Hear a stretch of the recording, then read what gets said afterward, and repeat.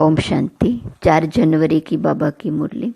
मीठे बच्चे, तुम अशरीरी बन जब बाप को याद करते हो तो तुम्हारे लिए यह दुनिया ही खत्म हो जाती है। देह और दुनिया भूली हुई है। प्रश्न, बाप द्वारा सभी बच्चों को ज्ञान का तीसरा नेत्र क्यों मिला है? उत्तर, अपने को आत्मा समझ बाप जो है जैसा है उसी रूप में याद करने के लिए तीसरा नेत्र मिला है। परंतु यह तीसरा नेत्र काम तब करता है जब पूरा योग युक्त रहे, अर्थात एक बाप से सच्ची प्रीत हो, किसी के नाम रूप में लटके हुए न हो। माया प्रीत रखने में ही विघ्न डालती है, इसी में बच्चे धोखा खाते हैं। गीत, मरना तेरी गली में, जीना तेरी गली में। ओम शांति। सिवाय तुम ब्राह्मण बच्चों के इस गीत का अर्थ कोई समझ न सके। जैसे वेद शास्त्र आदि बनाए हैं, परंतु जो कुछ पढ़ते हैं उसका अर्थ नहीं समझ सकते। इसलिए बाप कहते हैं, मैं ब्रह्मा मुख द्वारा सब वेदों शास्त्रों का सार समझाता हूँ। वैसे ही इन गीतों का अर्थ भी कोई समझ नहीं सकते, बाप ही इनका अर्थ बताते हैं। आत्मा जब शरीर से न्यारी हो जाती है तो दुनिया से सारा संबंध टूट जाता है। गीत भी कहता है, अपने को आत्मा समझ अशरीरी बन बाप को याद करो तो वह दुनिया खत्म हो जाती है। ये शरीर इस पृथ्वी पर है, आत्मा इनसे निकल जाती है तो फिर उस समय उनके लिए मनुष्य सृष्टि है नहीं। जैसे मर गए, आत्मा नंगी बन जाती है, फिर जब शरीर में आती है तो पार्ट शुरू होता है, फिर एक शरीर छोड़ दूसरे में जाकर प्रवेश करती है। वापिस महतत्व में नहीं जाना है, उड़कर दूसरे शरीर में जाती है। यहाँ इस आकाश तत्व में ही उनको पार्ट बजाना है, मूल वतन में नहीं जाना है। जब शरीर छोड़ते हैं तो न यह कर्म बंधन न वह कर्म बंधन रहता है, शरीर से ही अलग हो जाते हैं न। फिर दूसरा शरीर लेते हैं तो वह कर्म बंधन शुरू होता है। यह बातें सिवाय तुम्हारे और कोई मनुष्य नहीं जानते। बाप ने समझाया है, सब बिल्कुल ही बेसमझ हैं, परंतु ऐसे कोई समझते थोड़े ही हैं। अपने को कितना अक्लमंद समझते हैं, पीस प्राइज देते रहते हैं। यह भी तुम ब्राह्मण कुलभूषण अच्छी रीति समझा सकते हो। वह तो जानते ही नहीं कि पीस किसको कहा जाता है। कोई तो महात्माओं के पास जाते हैं कि मन की शांति कैसे हो, यह तो कहते हैं वर्ल्ड में शांति कैसे हो। ऐसे नहीं कहेंगे कि निराकारी दुनिया में शांति कैसे हो, वह तो है ही शांति धाम। हम आत्माएं शांति धाम में रहती हैं, परंतु यह तो मन की शांति कहते हैं। वह जानते नहीं कि शांति कैसे मिलेंगी। शांति धाम तो अपना घर है, यहाँ शांति कैसे मिल सकती? हाँ, सतयुग में सुख शांति संपत्ति सब है, जिसकी स्थापना बाप करते हैं। यहाँ तो कितनी अशांति है, यह सब अब तुम बच्चे ही समझते हो। सुख शांति संपत्ति भारत में ही थी, वह वर्षा था बाप का, और दुख अशांति कंगालपना यह वर्षा है रावण का। यह सब बातें बेहद का बाप बैठ बच्चों को समझाते हैं। बाप परम धाम में रहने वाला नॉलेजफुल है, जो सुख धाम का हमको वर्षा देते हैं। वह हम आत्माओं को समझा रहे हैं। यह तो जानते हो, नॉलेज होती है आत्मा में, उनको ही ज्ञान का सागर कहा जाता है। वह ज्ञान का सागर इस शरीर द्वारा वर्ल्ड की हिस्ट्री ज्योग्राफी समझाते हैं। वर्ल्ड की आयु तो होनी चाहिए न, वर्ल्ड तो है ही, सिर्फ नई दुनिया और पुरानी दुनिया कहा जाता है। यह भी मनुष्यों को पता नहीं। न्यू वर्ल्ड से ओल्ड वर्ल्ड होने में कितना समय लगता है। तुम बच्चे जानते हो, कलयुग के बाद सतयुग जरूर आना है, इसलिए कलयुग और सतयुग के संगम पर बाप को आना पड़ता है। यह भी तुम जानते हो, परमपिता परमात्मा ब्रह्मा द्वारा नई दुनिया की स्थापना शंकर द्वारा विनाश कराते हैं। त्रिमूर्ति का अर्थ ही यह है, स्थापना, विनाश, पालना। यह तो कॉमन बात है, परंतु यह बातें तुम बच्चे भूल जाते हो। नहीं तो तुमको खुशी बहुत रहे। निरंतर याद रहनी चाहिए, बाबा हमको अब नई दुनिया के लिए लायक बना रहे हैं। तुम भारतवासी ही लायक बनते हो और कोई नहीं। हाँ, जो और धर्मों में कन्वर्ट हो गए हैं वह आ सकते हैं, फिर इसमें कन्वर्ट हो जाएंगे जैसे उसमें हुए थे। ये सारी नॉलेज तुम्हारी बुद्धि में है। मनुष्यों को समझाना है यह पुरानी दुनिया अब बदलती है। महाभारत लड़ाई भी जरूर लगनी है। इस समय ही बाबा आकर राजयोग सिखलाते हैं। जो राजयोग सीखते हैं वह नई दुनिया में चले जाएंगे। तुम सबको समझा सकते हो कि ऊंचते ऊंच हैं भगवान, फिर ब्रह्मा विष्णु शंकर, फिर आओ यहाँ मुख्य है जगत अम्बा जगत पिता। बाप आते भी यहाँ हैं ब्रह्मा के तन में। प्रजापिता ब्रह्मा तो यहाँ है न, ब्रह्मा द्वारा स्थापना सूक्ष्म वतन में तो नहीं होंगी न, यहाँ ही होती है। यह व्यक्त से अव्यक्त बन जाते हैं। यह राजयोग सीख फिर विष्णु के 2 रूप बनते हैं। वर्ल्ड की हिस्ट्री ज्योग्राफी समझनी चाहिए न, मनुष्य ही समझेंगे। वर्ल्ड का मालिक ही वर्ल्ड की हिस्ट्री ज्योग्राफी समझा सकते हैं।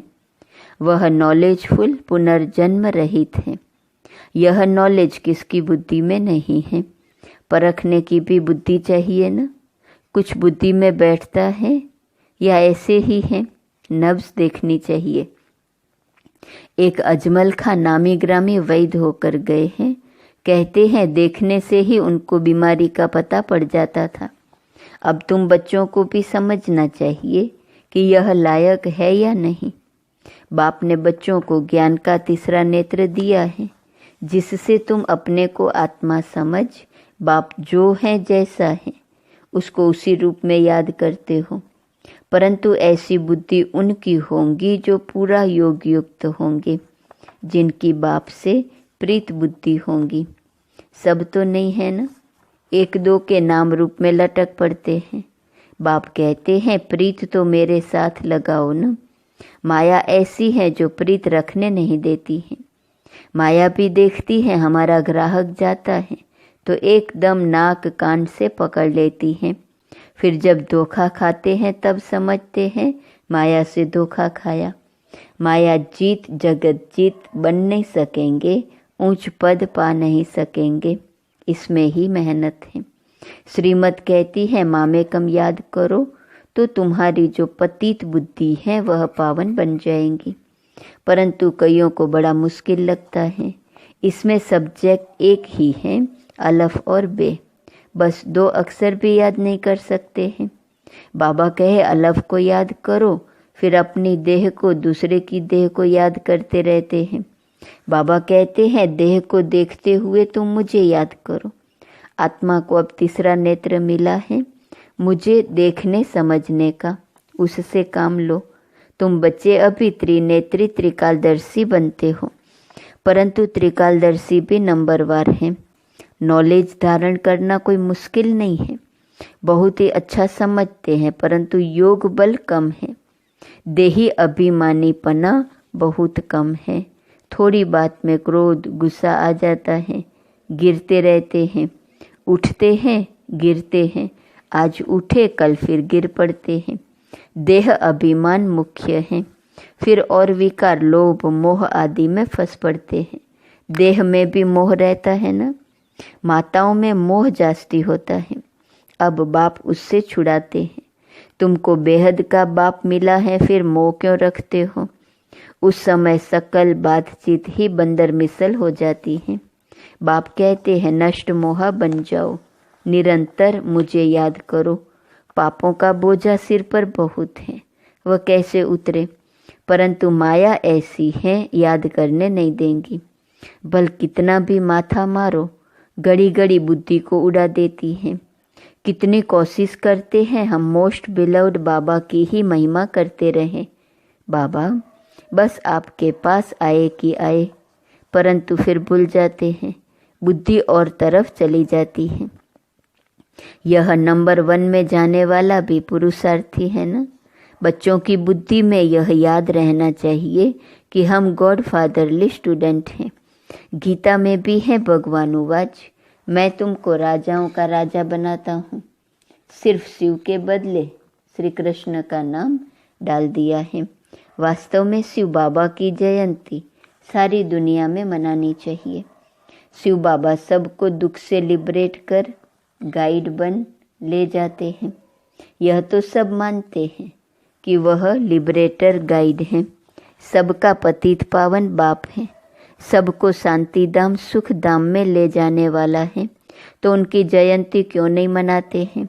भारतवासी ही नहीं मनाते हैं, इसलिए ही भारत की यह बुरी गति हुई है। मौत भी बुरी गति से होता है। वह तो बॉम्ब ऐसे बनाते हैं, गैस निकला और खलास, जैसे क्लोरोफॉर्म लग जाता है। यह भी उन्हों को बनाने ही है, बंद होना इम्पॉसिबल है। जो कल्प पहले हुआ था सो अब रिपीट होगा। इन मुसलों और नेचुरल कैलिमिटीज से पुरानी दुनिया का विनाश हुआ था सो अभी भी होगा। विनाश का समय जब होगा तो ड्रामा प्लान अनुसार एक्ट में आ ही जाएंगे। ड्रामा विनाश जरूर कराएगा। रक्त की नदियाँ यहाँ बहेंगी।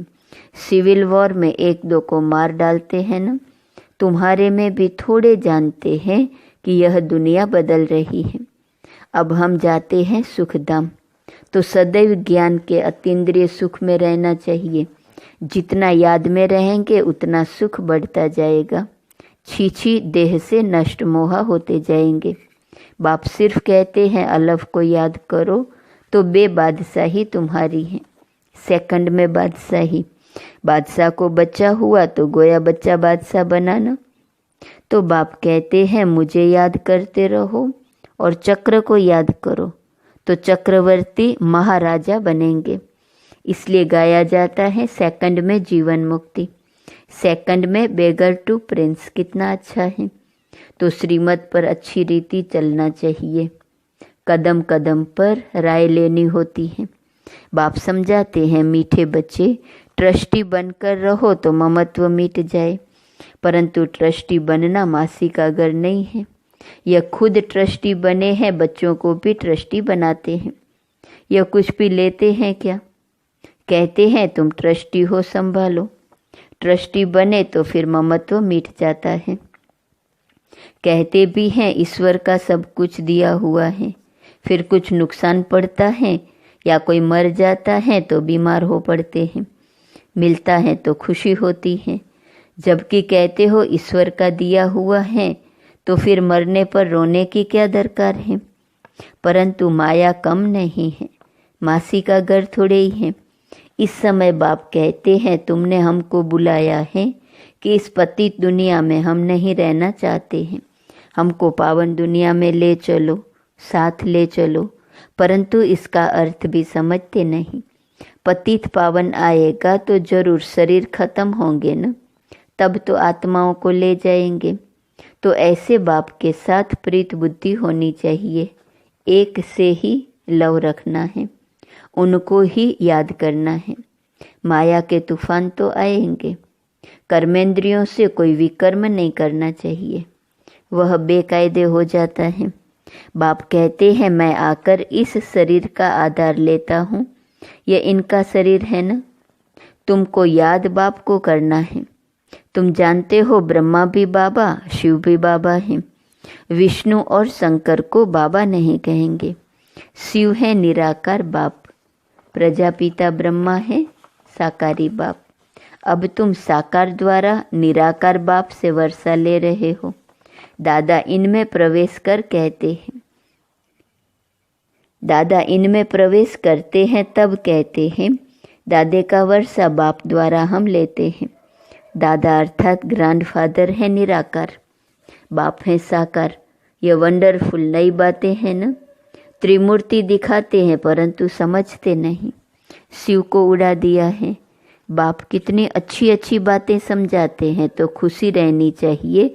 हम स्टूडेंट हैं, बाबा हमारा बाप टीचर सतगुरु है। अभी तुम वर्ल्ड की हिस्ट्री ज्योग्राफी बेहद के बाप से सुन रहे हो, फिर औरों को सुनाते हो। यह 5000 वर्ष का चक्र है। कॉलेज के बच्चों को वर्ल्ड की हिस्ट्री ज्योग्राफी समझानी चाहिए।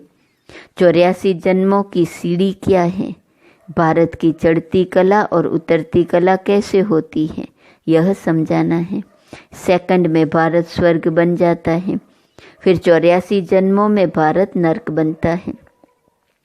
यह तो बहुत ही सहज समझने की बात है। भारत गोल्डन एज से आयरन एज में कैसे आया है, यह तो भारतवासियों को समझाना चाहिए, टीचर्स को भी समझाना चाहिए। वह है जिस्मानी नॉलेज, यह है रूहानी नॉलेज। वह मनुष्य देते हैं, यह गॉड फादर देते हैं। वह है मनुष्य सृष्टि का बीज रूप, तो उनके पास मनुष्य सृष्टि का ही नॉलेज होगा। अच्छा, मीठे मीठे सिकिलदे बच्चों प्रति माता पिता बाप दादा का याद प्यार और गुड मॉर्निंग। रूहानी बाप की रूहानी बच्चों को नमस्ते, रूहानी बच्चों की रूहानी बाप को नमस्ते नमस्ते नमस्ते। धारणा के लिए मुख्य सार, पहली पॉइंट, इस छीछी देह से पूरा नष्ट मोहाबन ज्ञान के अतीन्द्रिय सुख में रहना है। बुद्धि में रहे अब ये दुनिया बदल रही है, हम जाते हैं अपने सुख धाम। दूसरी पॉइंट, ट्रस्टी बनकर सब कुछ संभालते हुए अपना ममत्व मिटा देना है। एक, बाप से सच्ची प्रीत रखनी है, कर्मेंद्रियों से कभी भी कोई विकर्म नहीं करना है। वरदान, ब्रह्मा बाप समान श्रेष्ठ ते श्रेष्ठ तस्वीर बनाने वाले परोपकारी भव। श्रेष्ठ स्मृति और श्रेष्ठ कर्म द्वारा तकदीर की तस्वीर तो सभी बच्चों ने बनाई है, अभी सिर्फ लास्ट टचिंग है संपूर्णता की व ब्रह्मा बाप समान श्रेष्ठ ते श्रेष्ठ बनने की। इसके लिए परोपकारी बनो, अर्थात स्वार्थ भाव से सदा मुक्त रहो। हर परिस्थिति में, हर कार्य में, हर सहयोगी संगठन में जितना निस्वार्थपन होगा उतना ही पर उपकारी बन सकेंगे। सदा स्वयं को भरपूर अनुभव करेंगे, सदा प्राप्ति स्वरूप की स्थिति में स्थित रहेंगे, स्व के प्रति कुछ भी स्वीकार नहीं करेंगे। स्लोगन, सर्वस्व त्यागी बनने से ही सरलता व सहनशीलता का गुण आएगा। आज का स्वमान, मैं निरंतर सेवादारी हूँ। अव्यक्त इशारे की पॉइंट, ये सकाश देने की सेवा निरंतर कर सकते हो, इसमें तबीयत व समय की बात नहीं है। दिन रात इस बेहद की सेवा में लग सकते हो। जैसे ब्रह्मा बाप को देखा, रात को भी आंख खुली और बेहद की सकाश देने की सेवा होती रही। ऐसे फॉलो फादर करो। जब आप बच्चे बेहद को सकाश देंगे तो नज़दीक वाले ऑटोमेटिक सकाश लेते रहेंगे। इस बेहद की सकाश देने से वायुमंडल ऑटोमेटिक बनेगा। ओम शांति।